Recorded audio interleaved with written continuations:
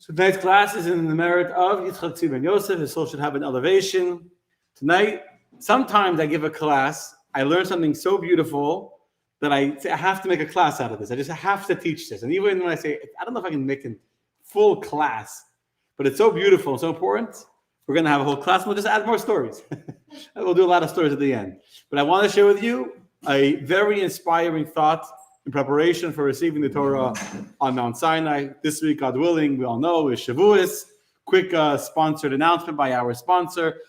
Thursday night is all night learning in my house. You're all welcome, those who live here. Friday morning, 10 o'clock a.m. services. 11 is reading of the Ten Commandments, followed by a full dairy lunch. And of course, after that, ice cream and cheesecake and etc. We're doing a kids party at 6:30, God willing. And for Hebrew school, any kids are welcome. And Saturday is Yizkar. No question. I didn't teach you. How could you have a question? How can you have a question before I start? I didn't say anything. I just announced times for services. Good question. Ask the rabbi.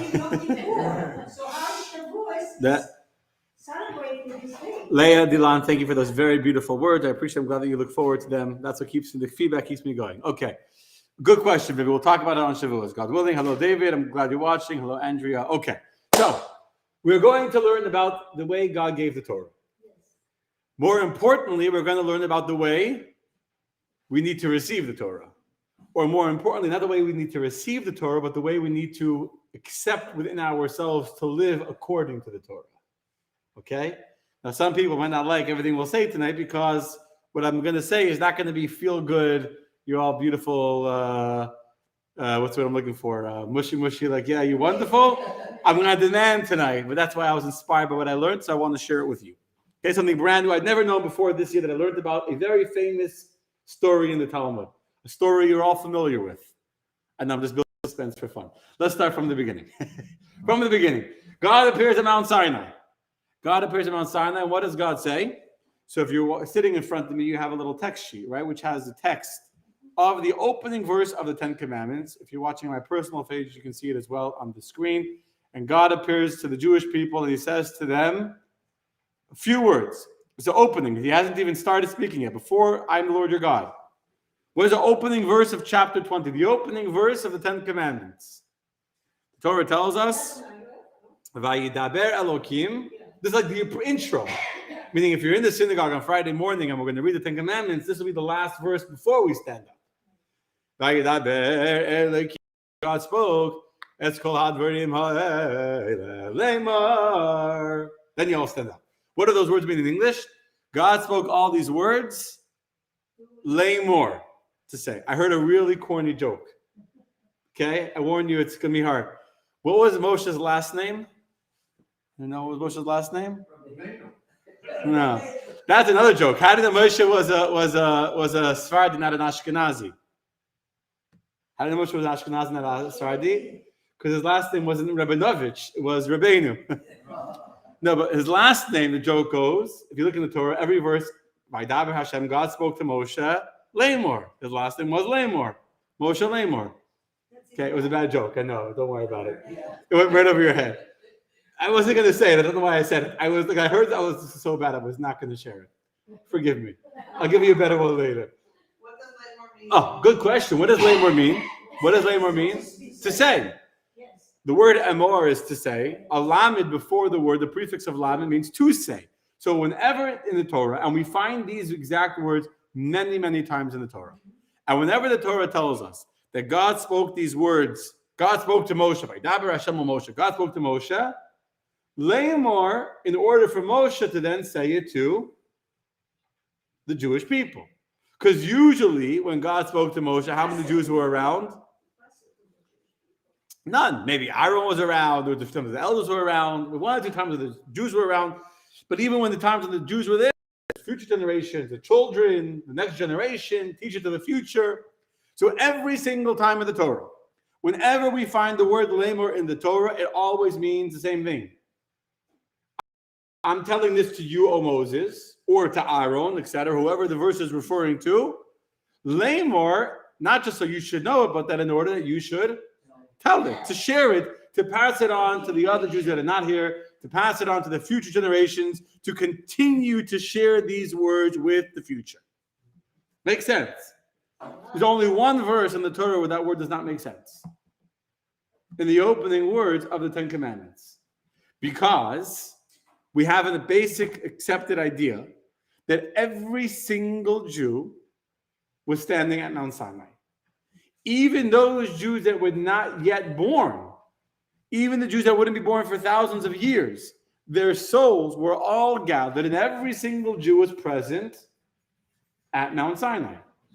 In fact, this is not a sponsored announcement, but there is actually a dating site called Met You at Sinai. Yes, not a paid announcement, but Met You at Sinai is that idea. I didn't make it up. I take no credit for it. But Met You at Sinai is based on this idea that every soul, male and female, those couples that have yet to find each other and live happily ever after, were all present when God gave the Torah at Mount Sinai. So, if every single Jew was present at Mount Sinai, how could we say that God is speaking lamor in order to say to future generations when everyone's already there? Who are you saying it to? Are we following the question? It's a good question. By the way, I didn't make up the question either. So I can't take credit not for your Sinai and not for the question, but it is a good question. I do agree with you. It is a very good question. It's such a good question that Rashi asks the question. But I want to make sure, I'm going to repeat the question one more time to make sure it's very clear before we get to Rashi's answer, okay? So, every time when the Torah says the word to say, it makes sense because there's other Jews that didn't hear what God said, whether they're alive then or be alive in the future. So, God is speaking to this person in order to say to other people. But since every single Jew was present at Mount Sinai, to which Jew is lamor, is God telling the Ten Commandments to say it if everyone's already present? That's the question. So Rashi gives an answer. Now, it happens to be that the answer Rashi quotes is really, you can maybe argue a half an answer because it's an argument in the Talmud. But Rashi only quotes what Rashi quotes. So I'm only going to teach a perspective on Judaism based on what Rashi quotes. Even though the Rebbe has a very beautiful talk on the other opinions, but let's look at what Rashi tells us, okay? Looking at the sheet. Says Rashi, this teaches us, the Hebrew word lamor, which literally means to say, teaches us, that they responded to the positive commandments, yes, and to the negative commandments, no. Let me explain in simple English what that means. When God spoke the Ten Commandments, God did not just boom forth his powerful voice and say, I am the Lord your God. God waited for us to say back to him, yes, you are our Lord, you are our only God. And when God said, you shall have no other God besides for me, God didn't just boom it out and then keep on going to number 3. God waited for the Jewish people to respond and say, no, we will not have any other gods besides for you. You see that in Rashi? Very important idea. When God wanted to give the Torah, God was not satisfied with just teaching the Torah himself. God said, if I'm going to give the Torah, I need a response. I need some, interaction. I need some engagement. So when you're teaching, some rabbis don't like engagement. They prefer to just, they keep on going and going. But God wasn't like that. God said, I'm going to give the Torah lamor, for you to respond back, for you to verbally acknowledge and to state your willingness to do what I am telling you to do. And notice what Rashi says. They didn't just say yes, God, to everything. It wasn't just yes, yes, yes. They said yes to the positive commandments and no to the negative commandments. So in the 10 commandments, some are positive, like I'm the Lord your God, and keep Shabbat and make it holy, and honor your father and mother. So those, they said, yes, we will honor our father and mother. And when God said, don't steal, don't kill, don't bear a false witness, don't be jealous, they said, no, we will not be jealous. We will not covet, etc., etc. Got it? Seems pretty simplistic, but obviously we need to understand, why does God need our response? And specifically, yes for the positive commandment and no for the negative commandments. Okay. So far, are we clear? Hello, everyone watching my page. Hello, Andrea. Hello, Shira. Hello, Gail. Hello, Reina. Hello, Stephanie. Wow, I love it. I love it. Yes. At this point, we had Okay, good question. So let me repeat the question. Before the giving of the Torah, the Jewish people had already said, Na'aseh v'nishma. We will do, and then we will understand. But Na'aseh v'nishma, we will do, we will understand, is a very general, all-encompassing acceptance. God, whatever you say, we'll do. It wasn't a specific response to a specific commandment. So I can say to you, yeah, let's do whatever you want. I'm glad to help you, right? You know, people call. Can you help me? Sure. What do you want? Oh, well, that I can help you with. You know, I didn't know you wanted that. I can't really do that for you, right? You ever had that experience?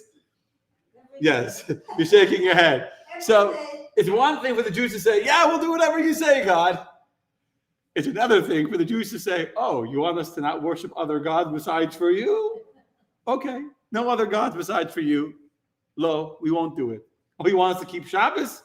Hain, which is the Aramaic for yes, we'll keep Shabbos. Don't bear false witness? Lav, no, we won't. Here's specific acceptance of specific commandments, and they're responding in kind. So we know we know that there's 248 positive commandments, there's 365 negative commandments, and they're responding to these two kinds of commandments appropriately. Now, Hashem needed our acknowledgement. This was a written part of the covenant contract. That's correct. Every contract requires an agreement, and this was God, but God was waiting for that agreement, meaning God spoke, lame were waiting for us to respond back to God. That's the simple way of reading the verse as Rashi explains it. Say yes to the yeses, say to the positive commandments, say no to the negative commandments. What? How can you respond to God? The Jews did respond to God. It's very clear. I didn't make it up. I read it to you in the verse. It's black and white in the Torah. This is not my own idea. The Torah says that God spoke for a response. Doing the mitzvot, that's how I respond. Okay. So Joseph agrees. Good morning. Hello, Robert. Okay. Now I want to share with you a story, a very famous story that I'm sure most of you, if not all of you, already know the story. But we're going to read it in the source, and we're going to analyze this story. It's a story in the Talmud and Tractate Shabbos about a convert that wanted to convert. You know the story, right? So what happened? This convert comes, and it's all connected. Don't worry. I'm going to go back where I started. I'm not just randomly making up stuff. So this convert comes, it's on page 30b of Shabbos. A Gentile once came before Shammai and said, convert me to Judaism on the condition, on the stipulation, that you teach me the entire Torah to stand on one leg. So Shammai, you know what he did? He drove him off with the builder's measuring stick in his hand. He was holding a measuring stick, a big yardstick. Remember when you guys were in school? Not Mike, thank God I grew up after you guys. But Michael, when you were in school, the teacher had a ruler. So by Shammai didn't just have a ruler. He had a yardstick, a big one, a big Gesetzter ruler. And he chased him away with this ruler, with his yardstick in his hand. Shammai was a builder by profession, so he had a yardstick. And he chased him away with the measuring stick. So then the Gentile didn't give up. He really wanted to convert. Maybe it was a she, I don't know. Doesn't say. But so then the Gentile came, he then came before Hillel. And Hillel converted him. How did Hillel convert him? So Hillel said to him, what is hateful to you, do not do to your fellow. Right? Very famous word. That which is hateful to you, don't do to your fellow. This is the entire Torah. The rest is commentary. Go and learn. Now, we always talk about the second half of the story. Because the second half of the story is so beautiful. It's so like, just melts your heart. Right? Just melts your heart. Here is Hillel, this really beautiful, loving Jew who's able to relate to every person on their level and is able to find words of inspiration in order to help this Gentile that wants to convert to find the words, don't do unto others what's hateful to you. The rest is commentary. It's beautiful. Right? But let's talk about the first part of the story. Why would Shammai chase away a convert with a stick? If you don't want to convert the person, so tell them that. No, thank you. There's many ways of getting rid of a nudnik without chasing them away with a stick, right?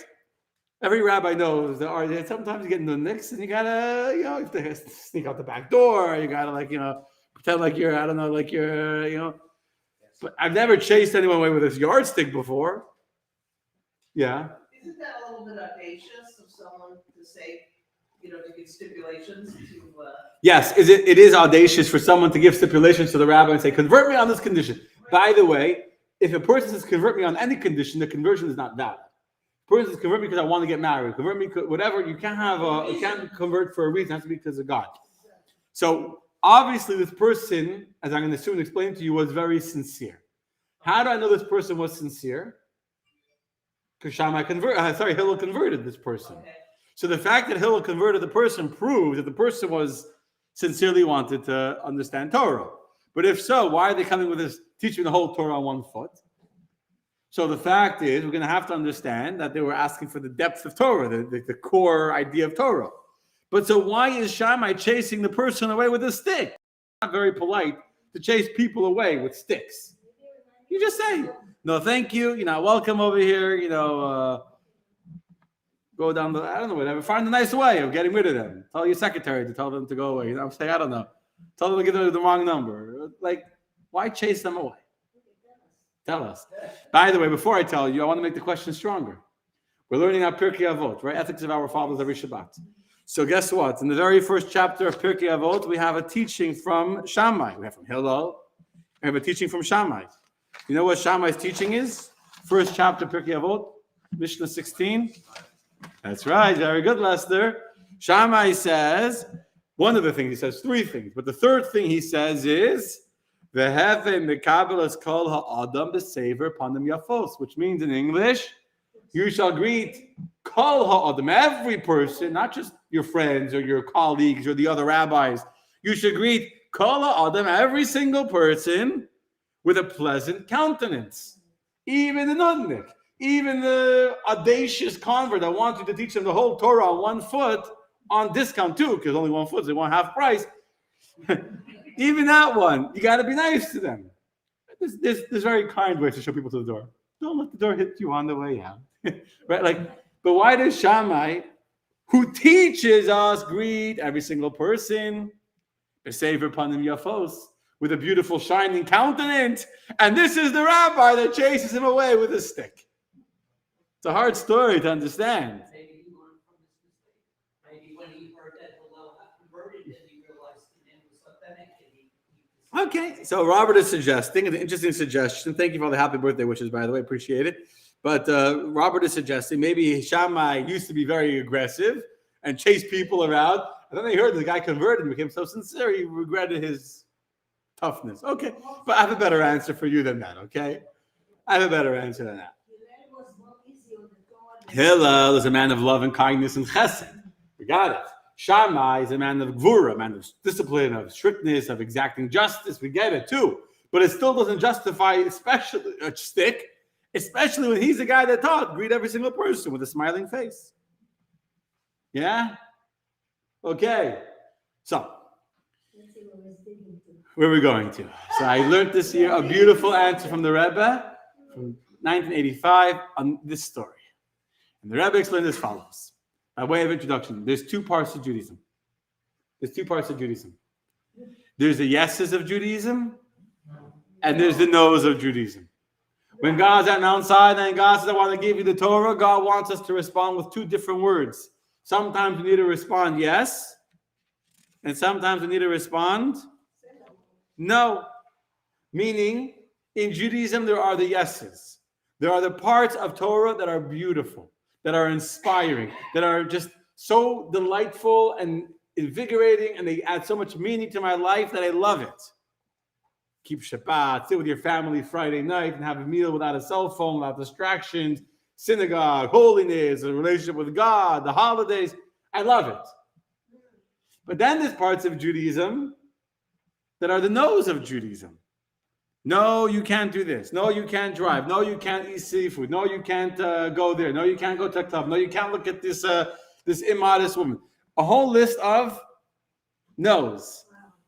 And someone will say, I love the beauty of Judaism, but I'm not so in favor of all the restrictions, of all the no's, of all the limitations that Judaism puts upon my life.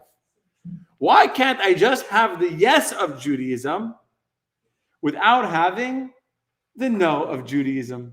You ever met a Jew like that? I've met 3,000 of them, probably just in my own lifetime. A lot of Jews struggle with this struggle. A lot of Jews say, I love the yeses. I love the beautiful parts. I love Shabbat. I love the idea of a family unit. I love the idea of one God. I love the ethics of Judaism. But there's way too many no's. I also like pork. I also like going to baseball games on Saturday. I also like golfing. I don't know what I like cheeseburgers. I like going clubbing. I like hanging out here. I like the way I make my money. I like the way I work. I like a lot of things about my lifestyle that Judaism does not allow. So I'll do the yeses without the nos. It's a mistake. Any yes has to include the no. I'll give you some examples. The best example is a marriage. Imagine a man gets married. He says to his wife, yes, I do, to a few of you. I'm going to stay, I'll be married to you. I'll take care of you. I'll take you out to dinner once a week, and I'll feed you, and I'll buy you jewelry. But I'm going to also have a few other girlfriends on the side, once or twice a week. I'll go somewhere else, enjoy myself for a night. I still love you. I'm still in love with you. And you're shaking your head, absolutely not. Why not? Why can't you say yes to this woman without saying no to that woman? The ultimate yes of life can't be a yes unless you first say no to every other woman. Unless you're willing to say no to another woman, then you haven't really said yes to this woman. The same thing is in exercising. If you want to be healthy, I want to be healthy. Yes, I want to be healthy, but yes, I also want to eat a lot of cheesecake and ice cream on Shavuos. Right? So you can't have both yeses. The only way to say yes to a healthy lifestyle is by saying no to McDonald's and Burger King. Well, they say no to that anyway, but to potato chips and ice cream. You're going to eat potato chips. They taste good, but that yes to potato chips is a contradiction to the yes of a healthy lifestyle. Right? And this is true with anything you want to do. If you want to exceed, if you want to excel, if you want to become good at anything, you're going to have to say no to other things. If you want to be a professional, if you want to be an expert, whether it's in music and sports, and you're going to have to say no to other things to go to your music lessons and to go to your practice and to go to study for your test. And if you're never going to say no to your friends, then you're not going to say yes to being the best kid and getting a good grade and getting a good school and getting a good career. The only way to say yes to your dreams is by also saying no to other things that come up along the way. If you can't say no, then your yes is not a yes. And this is exactly the message that Shammai was saying to this convert. This convert came to Shammai and said, teach me the foundation, the foot of Torah. A foot, what's a foot? It's the foundation you stand upon, right? Without feet, you can't stand. You're just a mess on the floor. So teach me on one foot, what is the one foundation of Judaism? Oh, you want the one foundation of Judaism, says Shammai? Here's a measuring stick. And the measuring stick is precise. The fact that the Talmud tells us that the device, why is it important for the Talmud to get to such glory detail, graphic detail? He didn't just chase him away. He chased him away with a measuring stick. I wonder what company it was, what brand. Why do we need to know it was a measuring stick? Say he chased him away. No, he chased him with a measuring stick. The measuring stick was a message. You want to know what's Judaism on one foot? That I can say no to you. That I don't give in to peer pressure. I don't give in to whatever people around me are doing. And I can have my own values, my own ethics, my own barometer of right or wrong, despite what society is saying. And this measuring stick that I'm waving in your face, that's it. I'm able to measure what's right and what's wrong and what I do want to do and what's a no for me. That was the message of Shammai. It's beautiful. Shammai is teaching the foundation of Judaism. There's no yes without a no. There's no freedom or success without discipline. There's no growth without having boundaries. There's no loyalty if you don't have certain restrictions and certain things you say no. That's the story. Okay, so now that we know the foundation of Judaism, I want to show you this idea in a beautiful, beautiful verse in the Torah, in Shir HaShirim. So I'm going to share my screen one more time. If you're sitting in front of me, you have the verse from Shir HaShirim. If you're listening, you can hear. So clear what I said? Before I go further, any questions? Thank you for all the happy birthday wishes on Chabad.org. I appreciate it. Thank you, everyone. I really do appreciate it. Okay, let's go look at this verse. So this is a verse from Song of Songs, chapter 7, verse number 3. And the verse reads as follows. You know, Shir Hashim, if you know the Song of Songs, describing the love affair between God and the Jewish people. So here the lover is ascribing himself, or the lover, your navel, your belly, is like a round basin where no mixed wine is, sorry, navel is low, where no mixed wine is lacking. Your belly is like a stack of wheat fenced in with roses. What does it mean that your belly is like a stack of wheat fenced in? I mean, that's a very dramatic line over there. It is Song of Shir Hashirim is King Solomon was very poetic. So in real poetry, he's writing to us that your navel is like a round basin. That's a great way. Imagine writing a love note to your wife. Happy birthday card, dear honey. Your navel is like a round basin. Your belly like a stack of wheat. Even throwing in the roses at the end is not going to save you. You know what I'm saying? It's going to be too late by then. You'll be like a stack of wheat. But what is he saying over here? So Rashi tells us the most beautiful explanation. What Rashi says is from the Medrash. Rashi tells us that your belly fenced in, your belly like a stack of wheat is like all the pleasures of the world, right? The belly, what's your belly? What's your belly? Pleasure, geschmack, cheesecake, ice cream, potato chips, smoked brisket, whatever you like. And then it's fenced with roses. What's a fence of roses? It says Rashi, fence and hedge with roses. For roses, a light fence suffices her, and no one breaches it to enter. Let me read this and I'll explain it, okay? For example, says Rashi, and he's quoting the Medrash, a bridegroom enters the nuptial canopy, meaning the wedding night. He comes into the chuppah. His heart longing for the nuptials. It's a cool word. I don't know if they use it in America, but his heart's longing for the girl he wants to marry, basically, in simple English, right? He's in love. And he's waiting for the love of his marriage. When he comes to cohabit with her, to be intimate with her, she says to him, I have perceived a drop of blood like the size of a mustard seed. I'm a nida. I'm ritually impure, and we cannot be intimate because I saw blood until I go to the mikvah. He turns his face the other way. Now no snake bit him, nor did a scorpion sting him. And yet, as the Medrash is much more dramatic, why did he turn away if no snake stung him? Because God said in the verse that you can't be with a woman when she's having her period and she's bleeding. Similarly, one passes by on the road and sees freshly ripened fruit at the top of the fig trees. He stretches out his hand to take them. They tell him these belong to owners, not ownerless, these trees. They belong to somebody. And he too withdraws his hand because of the prohibition of theft. This is the meaning of she is fenced in with roses. Let me explain what this very, very powerful Medrash is saying. There's two kinds of fences, two kinds of barriers that stop us from going along. One is a wall of iron, a fence, a chain link metal fence, a barbed wire fence, a wall 10 feet tall with sticks, with bricks, with cement, and you want to walk in, but you can't because there's a fence in the way with barbed wire. And then there's a fence of roses. Do roses block you from walking through the roses? No. With one stomp of your feet, you'll trample the roses and you'll enter inside. But the roses are so beautiful. The roses are so exquisite, so delicate, so precious, so gorgeous. How can I just go and trample the roses? Destroy them just to walk through? So we walk around the roses, not to destroy the roses. So too, when God says, don't be intimate with a woman when she's having a period, even though she's your wife. But now is a time of separation, a time of distance, a time where you recreate the feelings of love and longing that you feel during the time of separation. Well, that's not for tonight's class. At that time, what's stopping the man? They're alone in their bedroom. No one's there. No one's watching. The rabbi's not watching. Today, I mean, Google's watching, but until no one else is watching. China's watching too, actually.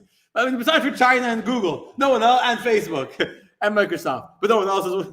I'm saying, but nobody's watching. So what's stopping the person from being in love with his wife? Not a wall of barbed wire, not a scorpion or a snake, as Rashi says. No wall of mortar and brick. It's a fence of roses, a fence of exquisite beauty that's so beautiful I can't bring myself to trample the beauty of the roses to get what I want. The Medrash gives an example of a drop of blood on meat. I want to enjoy the meat, but there's a drop of milk fell in, a drop of forbidden fat, or a drop of blood. There's one drop of blood, we will need it, right? Why can't you eat the eggs if there's a drop of blood inside it? Because once God said not to, the mitzvah, the beauty of fulfilling and following the ways of God is so precious to me, so beautiful to me, that I can't bring myself, because of my own inner sensitivity, my own inner awareness of right versus wrong, of good versus bad, of being a good person, I can't bring myself to just trample the roses. And this, my friends, is the message of the roses, that of the measuring stick that Rabbi Shammai is telling to this conference. The foundation of Torah is offensive roses, a measuring stick. Measuring stick is not a wall, it's a measuring stick. You have to be able to know where to go to say yes, and when to say no. It's a very beautiful story, a famous story. I've said many times this story, but it's a good story. It brings out the idea beautifully. There was once a chassid who came to the Maggid of Mezrich. The Maggid was the student of the Baal Shem Tov, the teacher of the Alter Rebbe, and all the other colleagues of the Alter Rebbe. And he came to the Maggid, and he said that I struggle with impure thoughts that come into my head. I don't know how to control my thoughts. Obviously, in Hasidic philosophy, the idea of controlling your mind and being in control of your thoughts is very important to create a feeling of love for God. But I struggle with this. I can't stop myself from thinking all these thoughts. What should I do? So the Maggid, instead of giving him an answer, the Maggid told him he should go all the way to the Bzev of Zhitomer, one of his students, and there he will learn to control his thoughts. So right away, like a real follower, like a real chassid, he starts traveling. He goes up to Zhitomer. He goes all the way to Zhitomer. And he comes, by the time he gets to it, it's very, very late at night. It's cold winter, it's freezing, it was raining, it's snowing, it's cold, it's dark.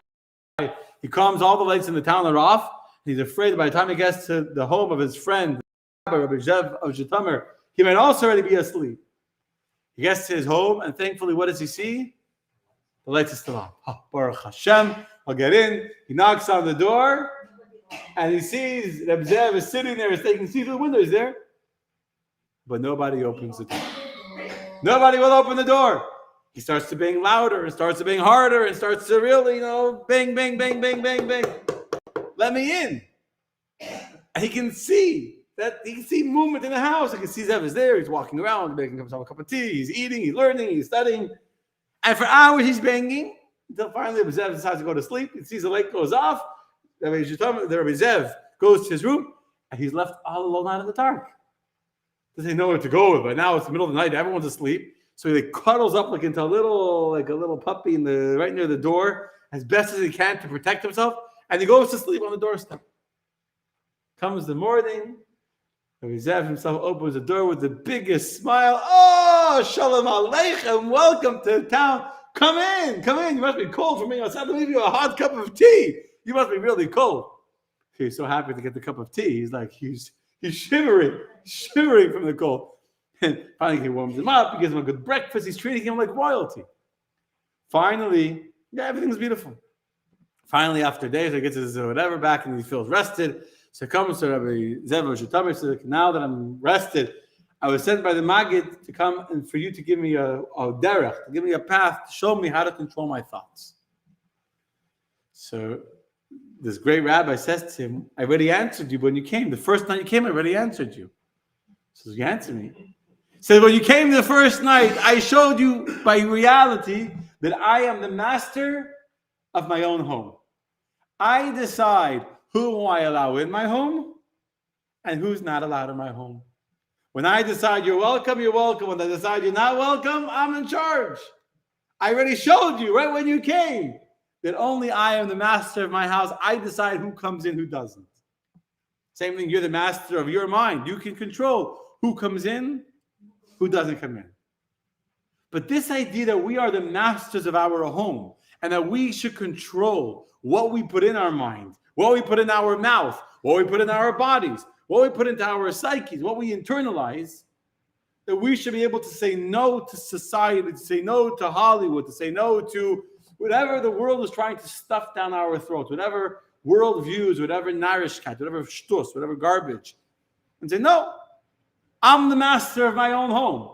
I choose what to say yes to, and I choose what to say no to. That I get to choose. This is the no of Judaism. All of the Torah is in one of two parts. We know that when God gave the 10 commandments, how many commandments to the Jewish people? Thank you, Eric. I appreciate it. We're not done yet. Just say no. That's the line. When I was a kid growing up, that was like the big thing. Just say no to drugs, right? That's what when we were kids in school, that's what they told us. Just say no. It's true. Just say no. It's exactly right. Not just say no. I take that back because we do say yes. We have to know when to say no, when to say yes. That's the... So here's the deal.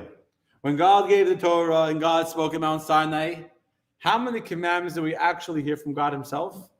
2. As the Talmud tells us, when God spoke and said, Anochi Hashem Elokecha, the Jewish people heard the voice of God saying, I am. They couldn't handle it.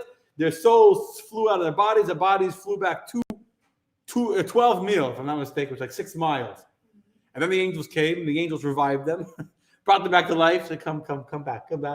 They came back to Mount Sinai. They were standing there, and then God said, you shall have no other gods besides for me. Bam! Again, their souls fled their bodies, and their bodies flew back 12 mil. And then they came to Moses, no more. We trust you. Now, before the Jews said to Moshe, we don't want you to tell us the Torah. We want God to tell us direct.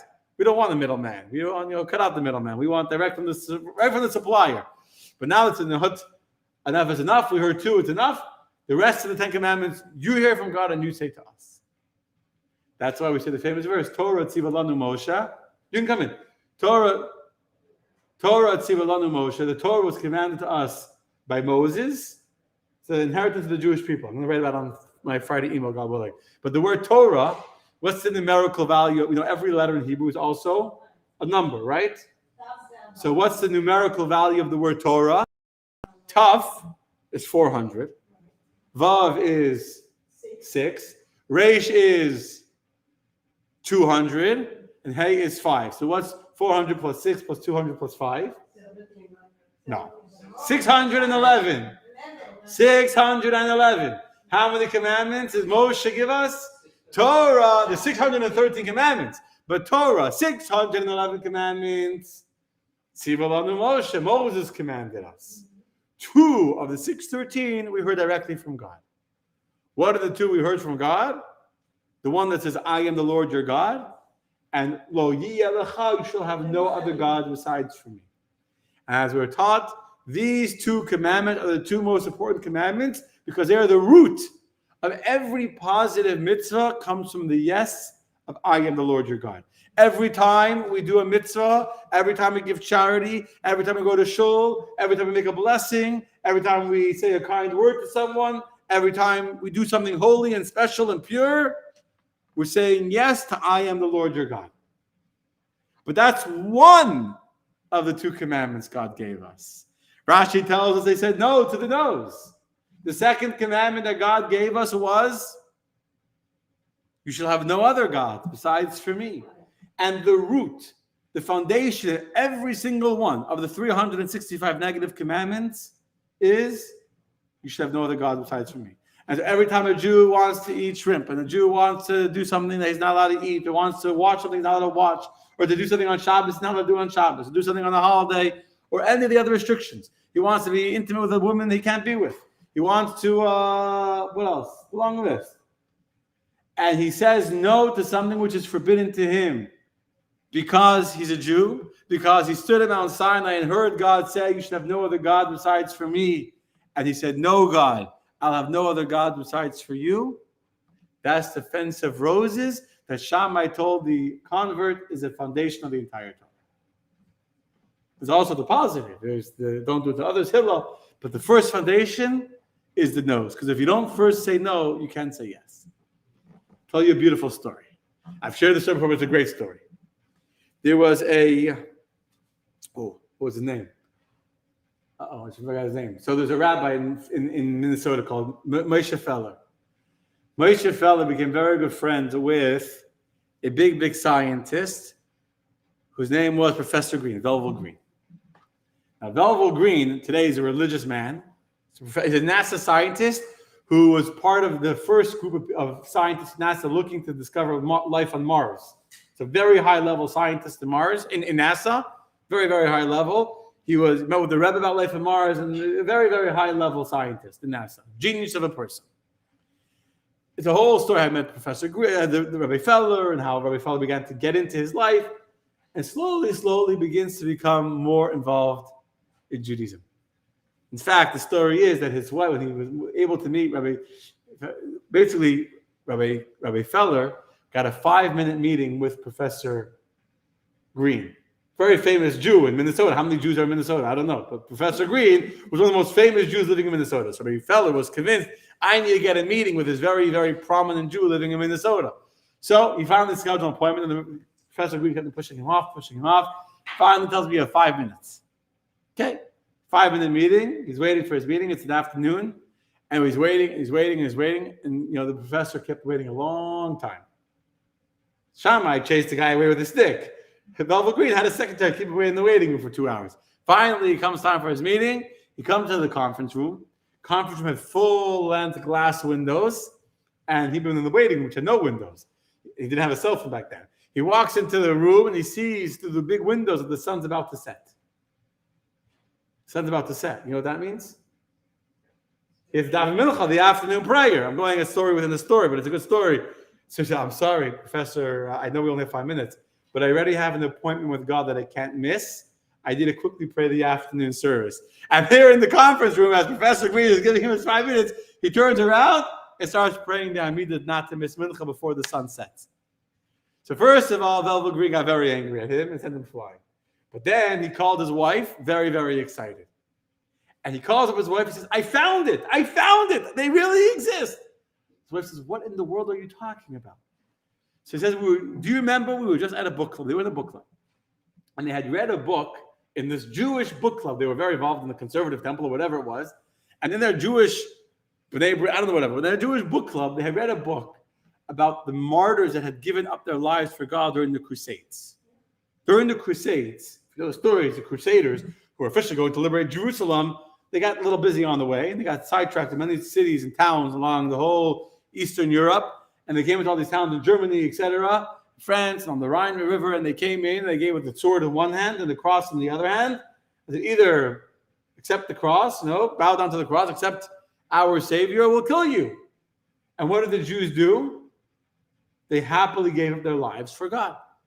This is a famous part of history. Time of the Crusaders. It was a very dark time for the Jewish people when you had these completely lawless bands of, adrenaline-ridden, adrenaline-high saviors going to save the world in the name of their Savior. It was a very dark time.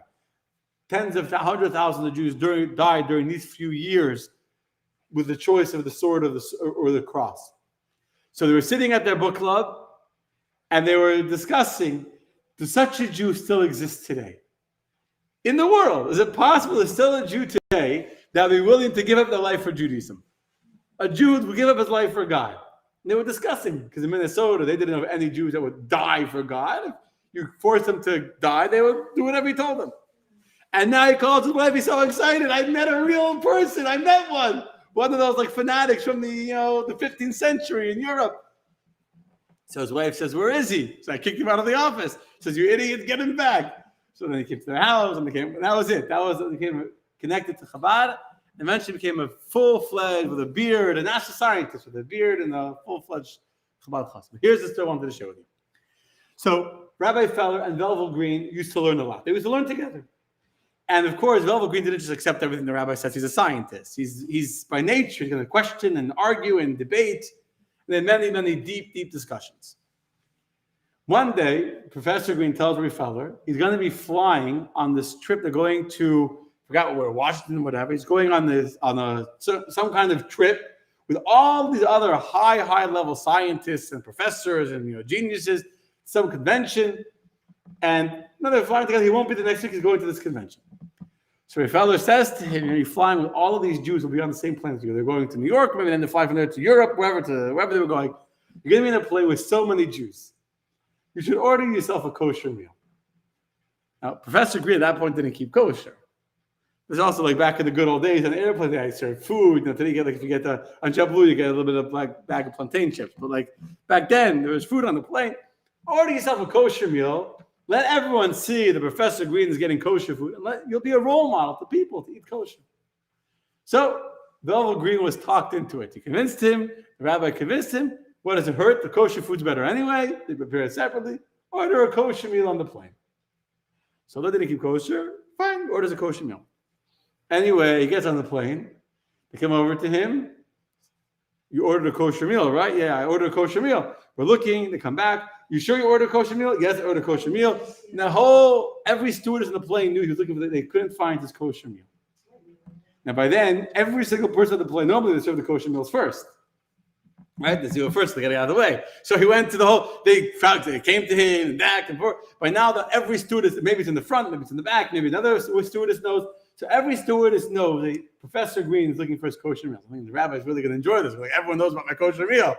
But then they come to him and they say, we're really, really sorry. There must have been some mix-up by the gate, by the airport. Your kosher meal never made it on the plane. So he was about to say, who cares? Give me a non-kosher meal. I don't care. I don't keep kosher. But how's he going to do that? The whole plane was just searching for his kosher meal. What's he going to say? I don't keep kosher? That would look terrible. He couldn't do that. So he's stuck. He can't eat the non-kosher meal that everyone else around him is eating. It looks so delicious, and he's starving. And the kosher meal is out on the plane. His wife did decide the food. I don't know. That's a good Jewish question. So he's sitting on this flight, and number one, he's starving. And number two, he's angry. Who's he angry at? First of all, he's angry at himself for listening to the rabbi. Secondly, he's angry at the rabbi for convincing him the stupid idea to order a kosher meal on the plane. He knew it was a bad idea. And third, he's angry at God. Because if God wanted me to keep kosher, I did this for God. I didn't do it for me. I don't need kosher. I don't need kosher. I don't care to eat the non-kosher turkey that everyone else is enjoying. I did it for God, for Judaism, for the sake of to glorify God's name. They'll see me eating a kosher meal. So I did it for God. And God screwed me, and God left me starving. Here I am, so close to him, and he's made me hungry. Oh, he was angry at God. Most of all, he was angry at God for not making him have a kosher meal to eat when the only reason he did it was for God. Anyway, he lands. He says, when I land, I'm going to get the biggest sausage, the biggest piece of treif chazer I can find, and I'm going to eat that, and I'm going to show God what I think of him not giving me, playing with me while I'm stuck on the airplane next to people that are eating this really good-smelling food, and I'm starving because I made every steward look for a kosher meal they don't even care about. He lands. He's really hungry. He finds a little stand in the restaurant. Those big, they have the sausages like turning, like slow cooking on the grill. It's dripping fat and looks good. Anyway, he comes. So he comes to the airport. He gets to the thing. He's about to bite. He says, before I eat this, I'm going to call Rabbi Feller, collect. Remember the collect calls? I was in camp with the collect call. And I'm going to tell him what I'm going to do. That's how angry he was. So it was the middle of the night. He landed wherever he landed in Europe. He calls collect to Rabbi Feller's house. He wakes up Rabbi Feller in the middle of the night. Rabbi Feller gets a collect call from Professor Green. He gets very scared. Can you imagine getting a collect call from Professor Green in the middle of the night? He readily answers the phone. Says, Rabbi Feller, you know where I am right now? I'm in the airport. And I am starving.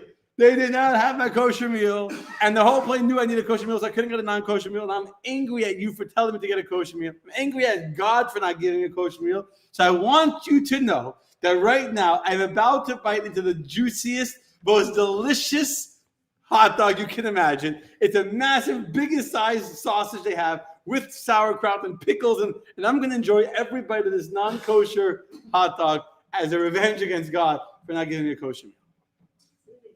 Rabbi Feller is silent for a moment. And then Rabbi Feller says to him as follows. Want to hear beautiful words? How God something put into a rabbi's mouth, what to say? Rabbi Feller says to him, me and you have many, many times argued and debated what is the essence of Judaism. What is at its core? What is Judaism all about? You want to know? If right now you don't eat that hot dog, that is the essence of Judaism. Right there would be the whole Judaism is about you not eating that hot dog right now.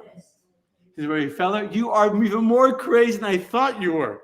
I just thought you were Meshuggah. Now I know you're not just Meshuggah, you're like really Meshuggah. This is Judaism? That when I'm starving in the airport with no kosher food, I should starve longer and not eat the hot dog? You're crazy. He hung up the phone. But guess what? You know what happened?